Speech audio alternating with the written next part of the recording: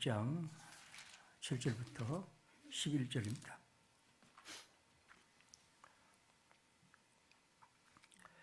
여호와여, 주께서 나를 권유하심으로 내가 그 권유를 받아 싸우며 주께서 나보다 강하사 이기셨으므로 내가 조롱거리가 되니 사람마다 종일토록 나를 조롱하나이다.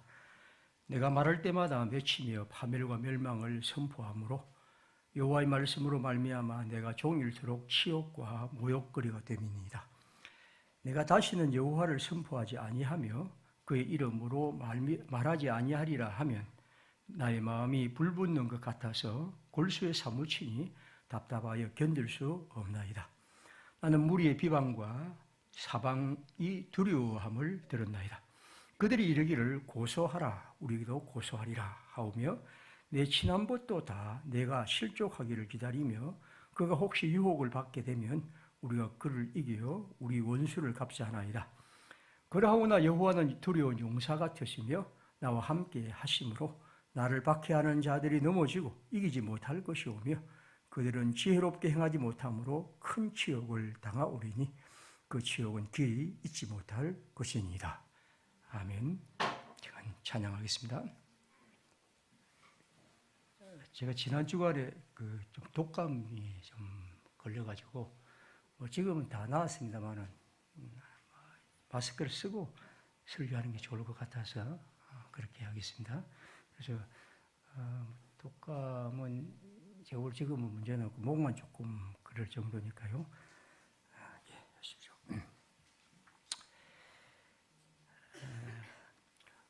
우리는 성경에서 아주 훌륭한 하나님의 사람들을 봅니다. 모세와 같은 사람부터 아브라함, 그리고 사도 바울 같은 그런 위대한 사람들을 보죠. 그 가운데서도 특별히 이 예언자라고 하는 이 선지자라고 알려진 이런 사람들을 봅니다. 그리고 우리가 오늘 읽은 예레미야와 같은 예언서를 읽으면 참 하나님의 사람 그리스도인이 어떤 사람인지, 그리고 얼마나 하나님을 향한 믿음을 든든히 갖고 평생을 살아갔다 하는 것을 새삼 깨닫게 되죠.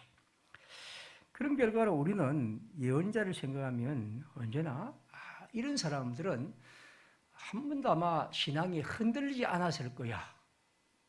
저 사람들은 아주 올곧게 처음부터 마지막까지 대쪽같이 끝까지 갔을 거야 라는 그런 생각을 합니다.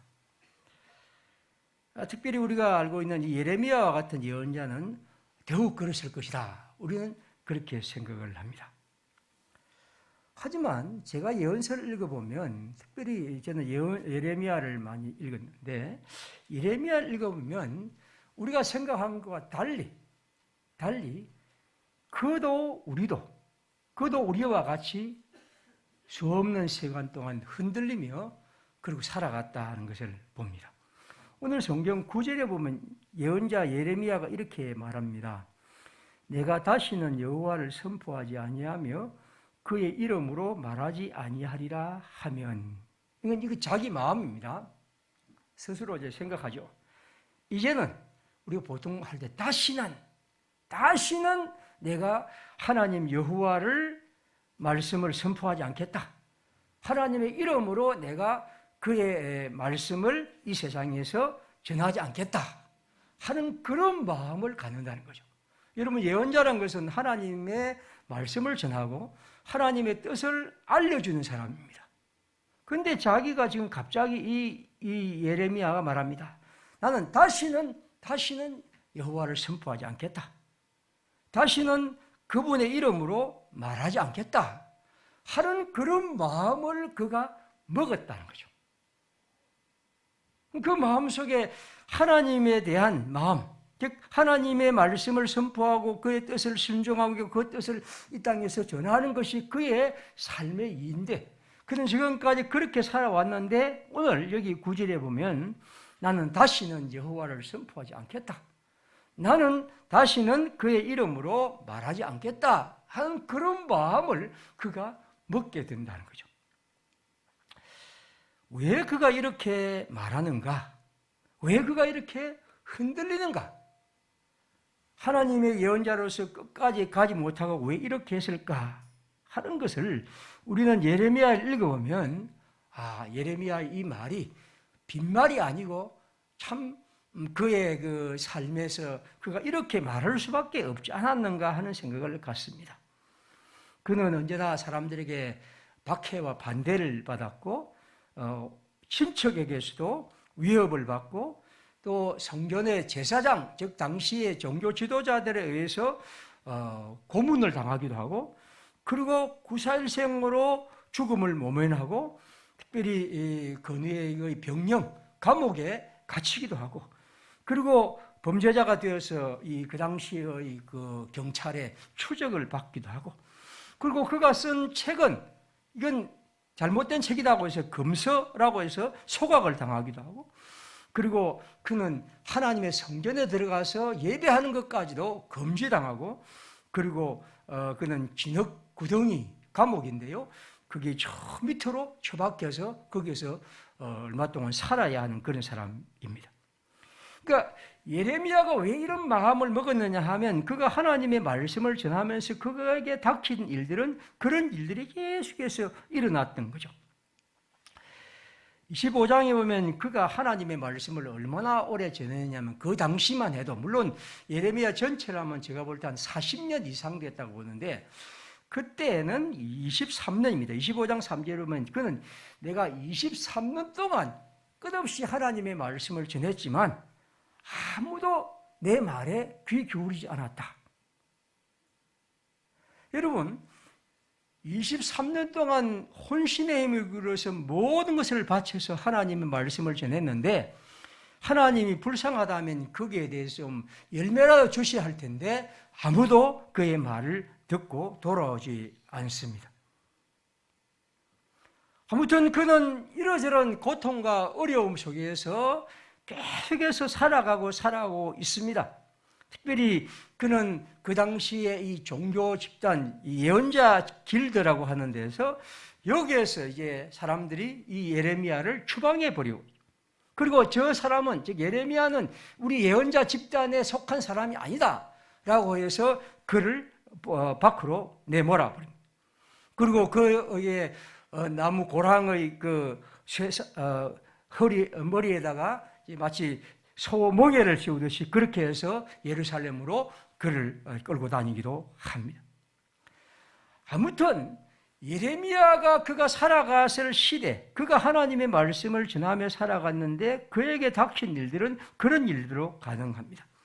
오늘 8절에 보시면 이렇게 되죠. 내가 말할 때마다 외치며 파멸과 멸망을 선포하므로, 이 말은 어떤 의미냐 하면 내가 말할 때 뭘 외쳤습니까? 파멸과 멸망을 선포했다.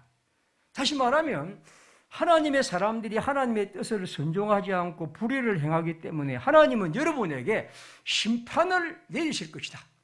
그러므로 회개하라 하는 것이 예레미야의 선포입니다. 파멸과 멸망, 즉 그들에게 평안과 어떤 구원과 좋은 것들을 말하지 않을 수밖에 없는 그들의 문제를 보며 파멸과 멸망을 선포했기 때문에 결국 그 결과로 그에게 닥친 일들은 그들에게서 더 큰 우스갯소리가 되는 거죠. 여기 9절에 보면 내가 조롱거리가 되니 사람마다 종일토록 나를 조롱하나이다. 여호와의 말씀으로 말미암아 내가 종일토록 치욕과 모욕거리가 됨이니라. 종일 동안 그의 평생의 삶의 순간 그는 그렇게 당할 수밖에 없는 것이죠. 여기 그 다음 읽은 11절 이하에 10절 이하에 보면 나는 무리의 비방과 사방이 두려워함을 들었나이다. 그들이 이르기를 고소하라. 우리도 고소하리라. 이 결과 이제 그들은 율법을 가지고 예언자를 고소합니다. 요즘도 우리나라에 고소를 좋아하는 사람이 굉장히 많은데 이 정치인들이 굉장히 슬픈 일이죠. 아무튼 이들은 하나님의 말씀을 전하는 예언자를 하나님의 율법에 빗대어서 고소하고 있습니다. 그리고 또 여기 보면 나의 친한 벗도 내가 실족하기를 기다리고 있다. 나의 친구들도 그렇게 하고, 그래서 예레미야가 이제 감옥에 갇히면 우리가 원수를 갚자고 그들은 그렇게 말합니다. 여러분, 저는 우리가 하나님의 사람으로 산다는 것은 처음부터 끝까지 아주 모범적으로, 일관적으로 어떤 것도 흔들리지 않고 계속 갈 수 있는 그런 사람이 된다고 생각하지 않습니다. 오히려 우리는 이 예레미야와 같이 끝없이 흔들리며 살아간 사람, 우리가 이런 하나님의 길을 가면서 이런 문제 앞에 설 때 우리는 그것이 어떤 의미인지 몰라 흔들리고 헤매기도 하고, 그것이 또 우리의 삶이죠. 저는 그리스도인들 가운데 어떤 사람은 나는 평생에 끝없이 자기 길을 꼿꼿하게 갔다고 말하는 사람들을 그렇게 존경하고 싶은 생각이 없습니다. 왜냐하면 우리는 하나님의 사람으로 살아간다는 것은 끝없는 어려움과 문제 앞에 서는 것이고, 그 문제 앞에서 우리는 때로는 인간이기 때문에 흔들리며 헤맬 수밖에 없는 존재입니다. 이것이 우리의 삶이기도 하고 또 지금도 그렇고 앞으로도 그럴 것입니다. 그래서 저는 이 파스칼의 이 얘기를 굉장히 좋아합니다. 나는 인간을 찬양하기로 결정한 사람들과 인간을 비난하기로 결정한 사람들, 그러니까 인간은 아주 위대하다고 해서 찬양하고 인간은 아주 비천하다고 해서 비난하는 사람들, 에라 모르겠다, 나는 인간은 모르겠다, 그냥 오락이나 즐기자고 하는 사람들, 나는 그것을 다 비난한다. 내가 인정할 수 있는 건 오직 신음하면서 추구하며 하나님과 함께 살아가는 사람일 뿐이죠. 우리는 그럴 수밖에 없는 겁니다. 이게 인간이고, 그래서 저는 우리가 살아가면서 내 자신이 그럴 때 너무 절망하지 마십시오. 너무 힘겨워하지 마십시오. 그건 다 우리 앞서간 예언자들이 그렇게 살아갔고 그 속에서 그들은 신음하며 하나님을 추구하며 살아갔던 것이고, 오늘 예언자도 역시 그렇습니다. 우리는 새해를 맞이하면서 이러저런 다짐들을 합니다. 저는 다짐들을 하는 것을 매우 좋은 일이라고 생각합니다.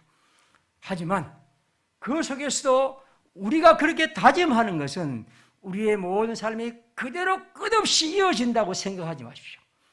우리는 또한 예전처럼 이러저런 문제 앞에 설 것이고, 그 문제 앞에서 우리는 크고 작은 어려움 속에서 이 예언자 예레미야처럼 내가 다시는 여호와를 선포하지 않겠다, 내가 다시는 이런 길을 가고 싶지 않는 생각들을 갖게 될 것입니다.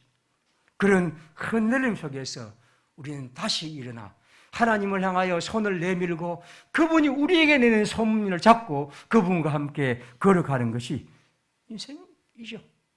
그것은 지난 날도 그랬고 지금도 그렇고 앞으로 그럴 것입니다. 단지 우리에게 필요한 것은 그 속에서 우리 하나님을 향한 우리의 마음을 잊지 않고 살아가는 것이겠죠. 그러면서 우리는 또한 이런 흔들림 속에서도 이 예언자의 마음을 우리의 마음에 새기고 있습니다. 여기 다시 보십시오. 내가 다시는 여호와를 선포하지 아니하며 그의 이름으로 말하지 아니하리라. 꼭 그렇게 만약 마음을 먹고 내가 그렇게 살아간다면, 내가 그렇게 살아가고 내가 지금까지 길을 버리고 간다면 나의 마음이 불붙는 것 같아서 골수에 사무치니 답답하여 견딜 수 없나이다. 저는 이 번역만큼은 우리나라 번역이 제일 좋습니다. 다른 나라 번역은 이만큼 마음이 안 들어요. 나의 마음이 불붙는 것 같아서 골수에 사무치니 답답하여 견딜 수 없나이다.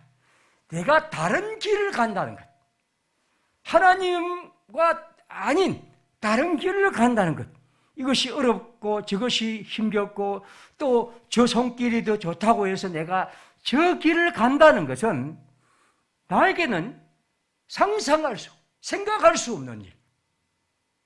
만약 그렇게 한다면 내 마음이 불붙는 것 같아 골수에 사무쳐 답답하여 견딜 수 없습니다. 그는 여호와의 길, 하나님이 내게 말씀하신 길 외에는 다른 길이 없다 고백합니다. 예언자는 고백하며 다짐합니다. 다른 길을 간다는 것은 내게 상상할 수 없다. 뼛속에 사무치는 하나님의 뜻이 있고 나는 그것을 결코 버릴 수 없다는 거죠. 다른 길은 없고 다른 삶은 없고, 그래서 나는 때로 흔들리지만 다시 하나님께 손길을 내밀고 그 손을 잡고 더 길을 굳게 갈 뿐입니다. 예언자는 그렇게 말합니다. 베토벤은 이런 얘기를 했습니다. 음악이란 것은 정신으로부터 불꽃이 솟아나게 하지 않으면 안 된다. 왜? 나는 작곡하는 자인가? 왜 나는 작곡하는가? 나의 마음속에 지니고 있는 것이 밖으로 나와야 하기 때문입니다. 여러분, 우리가 예술가의 문제뿐 아니라 우리들의 삶도, 그리스도인도 그냥 터벅터벅 이 세상에서 그렇게 살아가고 저렇게 살아가고 늙어가고 이렇게 하는 것이 아니라 우리가 하나님의 그리스도인의 삶을, 그분이 내게 주신 삶을 그렇게 살아가도록 우리 마음속에 우러나는 삶, 이것이 하나님이 우리에게 말씀하시는 것입니다. 오직 내 마음이 불붙는 것 같아서 골수에 사무치니 답답하여 견딜 수 없나이다. 사도행전 20장에서 바울 사도는 이렇게 말합니다. 보라, 이제 나는 성령에 매여 예루살렘에 가는데 거기서 무슨 일이 당할지 알지 못하노라.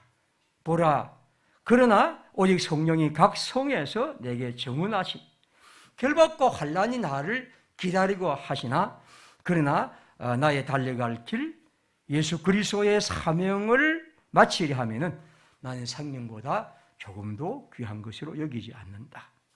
그는 언제나 성령에 매여 살아갔던 거죠.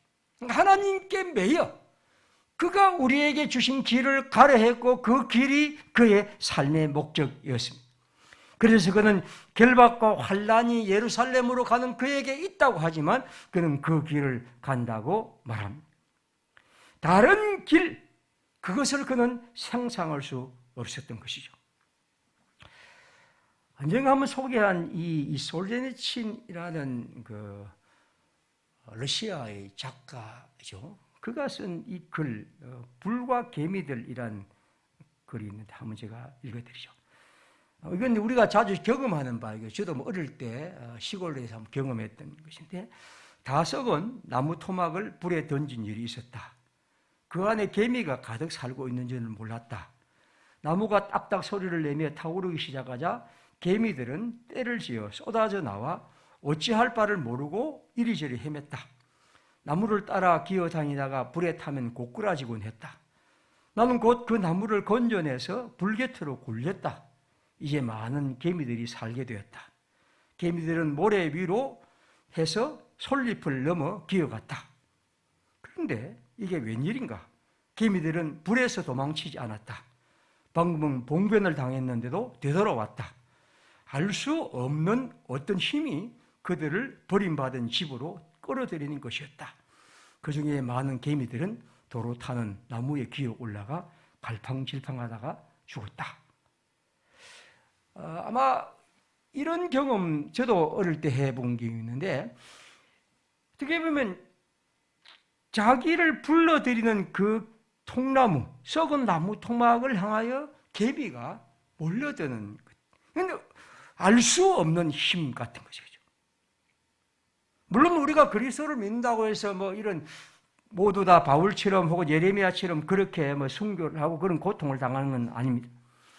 하지만 우리가 그리스도를 믿으면서 살아가는 것은 결국 그리스도가 끝없이 우리를 끌어당기는 힘, 그가 우리에게 주는 힘, 그가 우리에게 말씀하시는 어떤 능력들, 이것이 우리를 그렇게 살아가게 하는 것입니다. 여호와의 길 외에는 다른 길이 없고 내게 다른 길은 없다는 것, 이것이 사도가 하는 말입니다. 올해의 표는 지난주에 말씀드린 것처럼 예수 그리스도, 가장 고상한 지식, 하나님 그리스도를 믿는 것이 우리에게 가장 고귀하고 고상한 것이어야 합니다. 저는 우리가 예수를 믿는 것이 그냥 이 세상에서 문화의 한 부분을 차지하고 아주 멋진 그래도 괜찮은 어떤 것들을 앓는 그런 정도로서 우리가 예수를 만나서는 안 됩니다. 이건 우리의 모든 것이 걸려있는 문제입니다. 그러므로 그리스도 예수와 그의 복음과 그의 삶은 우리 전체를 끝없이 끌어당기는 힘이어야 하고, 그 속에서 우리들은 진정으로 우리가 예수 그리스도가 가장 고상한 분, 가장 고귀한 분이라고 말할 수 있어야 합니다. 프랑스의 철학자 이 알랭 바우만이라는 사람은 이런 얘기를 한 적이 있습니다. 이 바우만은 프랑스는 사람 아닌데요. 이런 얘기를 하죠. 행복의 반대말은 우리는 보통 불행이라고 말하죠. 그는 이렇게 말합니다. 행복의 반대말은 불행이 아니라 의미 없습니다. 다시 말하면 당신이 삶의 의미를 갖지 않고 있다면 살아갈 이유가 없는 것과 마찬가지라. 그러므로 우리에게 가장 중요한 것은 삶의 의미를 찾아야 한다. 이것이야말로 우리가 진정한 행복을 갖게 하는 것입니다. 우리의 삶의 의미, 나를 끝없이 끌어당기며 나의 삶을 지탱하며 나의 삶을 가게 하는 그 의미, 그것이죠. 오늘 우리들의 삶은 어떤 의미에서 가장 고귀한 것, 가장 소중하고 가장 고상한 것, 진정으로 행복한 것, 참된 의미, 이것에 대한 생각들이 날마다 사라진 시대입니다. 여러분, 예수 그리스도는 우리의 모든 것이 걸려있는 것입니다. 예수 그리스도는 바로 우리에게 그런 분이십니다. 오늘 예언자는 우리에게 그 사실을 말합니다. 내가 만약 하나님과 그 외에 다른 길로 간다면, 그것이 어렵고 힘들다고 해서 내가 다른 길로 간다면 내게 골수에 사무쳐서 답답하여 견딜 수 없고, 나는 그리스도 하나님과 함께 그 길을 갈 수밖에 없다고 말합니다. 오늘 7절에서 예언자는 이 얘기를 이렇게 말합니다. 아주 특이한 말이 등장하는데 보십시오. 7절에 여호와여, 주께서 나를 권유하셨으므로 내가 그 권유를 받았습니다. 이게 권유라는 말이 아주 특별한 말입니다. 권유는 보통 우리가 하는 말로 어떤 사람을 권하다, 그런 의미를 보이는데 이 말은 그런 의미가 아닙니다. 제가 거기에 이제 한자말을 이렇게 같이 넣었는데, 권유라고 할 때 이 유자는 보통 하는 말로 거기 안 썼습니까? 보통 할 때 이 유혹하는 그런 단어입니다. 그러니까 권유라고 할 때 이 말은 남을 꿰어내는 거죠. 그러니까 이 말에 대부분 많이 쓰이는 것은 이제 뭡니까? 물고기를 잡을 때 낚시에 바늘을, 미끼를 끼워서 물고기를 잡는 거죠. 그러니까 이 예언자는 말합니다. 주님, 하나님이 나를 물고기를 잡듯이 아주 미끼를 갖고 교묘하게 나를 유혹해서 끌어냈다는 것입니다. 출애굽 22장 16절에는 남자가 잠자리를 같이 하려고 처녀를 유혹하다 할 때 이 단어를 씁니다. 그 말의 의미는 그렇습니다. 그러니까 이건 하나님에게 예언자가 쓸 수 있는 단어가 아니죠. 하나님이 우리를 사랑한다, 하나님이 우리를 힘주신다, 이런 말들은 쓸 수 있지만 하나님이 나를 아주 나쁜 의미로 유혹한다, 꿰낸다, 이런 말은 쓸 수 없는 말처럼 보입니다. 그런데 예언자는 지금 하나님을 향하여 그렇게 했고, 그래서 나도 하나님께 꾀임을 받았습니다. 마치 삼손이 들릴라의 꾀임에 유혹받아서 그렇게 가던 단어, 사사기엔 단어 마찬가지입니다. 하나님은 나를 그렇게 유혹했고 나는 그 하나님의 유혹에 빠져서 지금 이렇게 했다는 거죠. 아마 이것은 예레미야 1장에 있는 것처럼 예레미야가 나는 아이입니다, 하나님의 사명을 감당할 수 없습니다 라고 말할 때 하나님 말씀합니다. 야, 그렇게 생각하지 마라. 너는 아이가 아니고 네가 갖고 있는 책임을 다하여 힘있게 해라. 내가 너와 함께 하여서 너를 노성배가 같이 든든하게 세워줄 것이다. 하나님이 그렇게 말씀하셨죠. 그런데 그가 겪은 삶은 하나님의 말씀과 전혀 다른 그런 고통과 무력함을 보며 살아가고 있습니다. 그 다음 단어에 보면 주께서 7절입니다. 주께서 나보다 강하사 이기셨다. 이 말은 유혹과는 좀 다른 거죠. 하나님의 힘이 압도적이죠. 하나님과 어떻게 인간이 힘을 비교할 수 있겠습니까? 하나님의 힘은 너무나 힘이 있고 압도적이어서 나는 그 하나님의 손에 그냥 꽉 눌려 그런 상태로 있었고, 하나님은 나를 이기셨고 강압적으로 그 길을 가게 하셨다는 것입니다. 나는 하나님이 나를 유혹하셨고 하나님이 나를 압도하셨고, 그래서 나는 지금 이렇게 살아가고 있다는 거죠.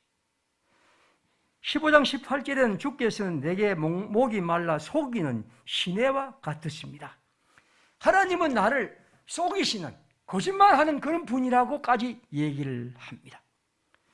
왜냐하면 예언자는 하나님이 자신을 부르면서 하셨던 여러 약속들이 있는데 그 약속이 자기가 볼 때는 하나도 지켜진 것이 없다고 보죠. 아까 말씀드린 것처럼 그가 말할 때마다 사람들은 아무도 그 말을 듣지 않고 23년 동안 소리를 쳐도 하나님 어떤 일도 일어나지 않고 그에게는 고통과 어려움만이 계속해서 닥치는 이 현실 앞에서 그는 하나님을 향해 이렇게 얘기를 합니다. 하나님 앞에서 그는 이렇게 하나님을 향하여 소리치고 하나님의 도움과 은총을 간구하고 있습니다. 여러분, 이것이 예언자 예레미야가 고면하며 주 앞에 고백한 얘기입니다. 그러나 그는 그런 하나님을 향하여 소리치면서 하나님의 은총과 하나님의 도움과 역사를 기대하며 이렇게 다시 일어나 살아가죠. 여러분, 저는 기도한다는 것은 저도 참 요즘 그런 반성을 많이 하는데 우리에게는 그런 예레미야와 같은 이 절실한 기도가 참 없죠. 아마 오늘 우리의 가장 큰 문제는 이러한 이 절실하고 절절한 기도가 사라지는 시대. 이건 여러분보다도 제 자신을 향하여 하는 그런 말이기도 하죠. 하나님을 향한 이 간절하고, 그래서 하나님이 나를 꿰어내셨습니다. 하나님이 나에게 거짓말하셨습니다. 하나님이 내보다 나를 압도하셨습니다. 라고 그렇게까지 하나님을 향하여 말할 수 있는 그런 기도들이 오늘 우리에게는 없죠. 너무 물렁물렁하고 말랑말랑하고 그리고 아주 부들부들한 이런 기도들만 우리는 하나님과 하면서 하나님이 우리의 기도를 들어주지 않는다고 하나님께 말하고 있지 않는지 모릅니다. 여러분, 하나님을 만나는 것은 오늘 예언자 예레미야처럼 그의 모든 것을 걸고 그의 모든 삶을 걸고 그분과 씨름하고 그 속에서 하나님의 뜻을 갈망하며 그리고 그 속에서 다시 자신을 굳게 세우며 걸어가는 것입니다.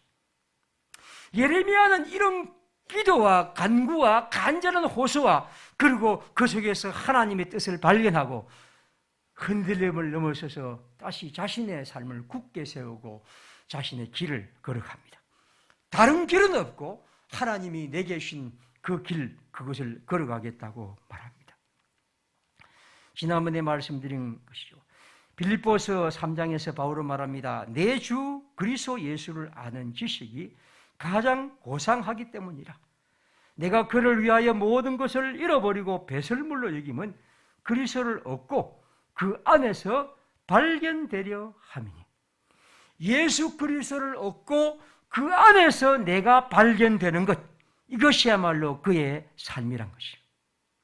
우리는 예수 그리스도를 통해서 하나님도 알고 예수 그리스도를 통해서 우리 자신을 알고 예수 그리스도를 통해서 세상을 알고 예수 그리스도를 통해서 우리 앞에 있는 모든 문제를 알 수 있습니다. 만약 우리가 예수 그리스도를 통하지 않고는 그 어떤 의미도 없고 그것이 우리에게 그 어떤 가치도 없다. 사랑하는 평화의 식구들, 이 한 해 지난 시간에 이어서 다시 한번 말씀을 드립니다. 예수 그리스도, 그분은 가장 고상한 지식입니다. 그분을 아는 것, 그것을 알고 그것을 믿고 그분과 함께 살아가는 것이야말로 우리의 생에 가장 중요한 것이고 그 어떤 사람이 가질 수 없는 최고의 보물을 가진 사람들입니다. 저는 이것이 제가 그냥 여러분에게 소리치는 것이 아니라 한 해 동안 살아가면서 내 삶에 진정으로 그렇구나, 참 그렇구나, 그리고 그것이 내 삶을 진정으로 지탱하고 그래서 그를 통해 내 삶이 새로워지는 참된 경험, 그것이 우리에게 있다면 얼마나 좋을까. 다시 예수님이 하신 말씀입니다. 요한복음 14장 6절, 예수께서 이르시되 내가 곧 길이요 진리요 생명이다. 예수 안에서 길, 그리고 진리, 생명, 이것이 우리 속에서 실제로 깨닫고 믿어지고 또 살게 되는 그런 한 해이기를 간절히 바랍니다. 그럼 기도하겠습니다. 우리 함께 이 시간 하나님께서 우리 가운데 함께 하셨어요. 이 한 해, 아니 우리 평생에 우리 주 예수 그리스도가 내게 임하시기를, 내가 그분을 발견하고 새로워질 수 있도록, 이건 내가 깨달을 수 있는 것이 아니고 하나님이 우리에게 성령으로 선물로 주셔야 합니다. 주님 앞에 우리가 그렇게 살아가야 하고 기도하며 나아갈 때 주님이 우리에게 주시는 것이죠. 주님, 이런 은혜를 우리에게 내려주옵소서. 함께해 주옵소서. 기도하겠습니다.